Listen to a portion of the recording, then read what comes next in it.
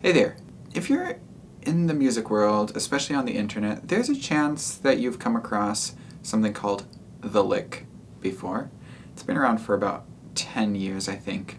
It started with a video compilation of a certain melodic phrase being noticed in a lot of different contexts.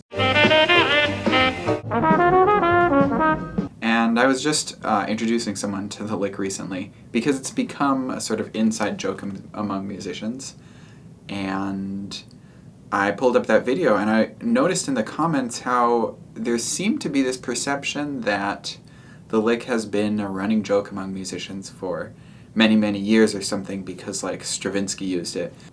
Because there's a moment in Rite of Spring that sounds kind of like this. And it's also used to kind of make fun of, mostly lightheartedly, make fun of like improvisation and saying that musicians are really just always reusing ideas. And I think that's not exactly right. I actually suspect that the lick is a perfect example of what's called frequency illusion or frequency bias, where once you are looking for a specific thing, you notice it much more than you would have otherwise, and it seems to come up more often than other things. For instance, when you buy a new car, a certain model, you start noticing that model much more on the streets, and it seems like there are more of them around. So when you're primed to notice something, a car model, a number, or in this case, a tiny melodic phrase, then you start noticing it everywhere and thinking, and it gives the impression that it's intentional. I especially think that's true in this case because so many of these melodic fragments are actually slightly varied. They're in different keys, the rhythm might be a tiny bit different, swung or not, or there might be slight ornaments.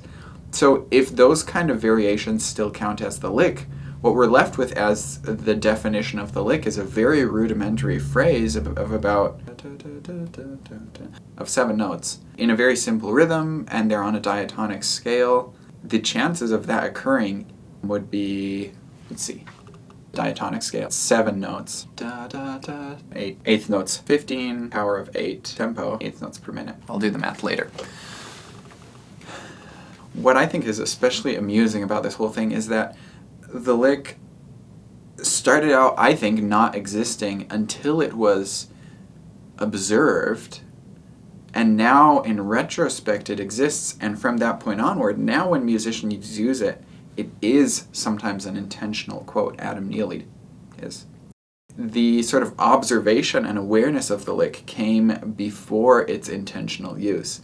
It's kind of weird, and I really like it.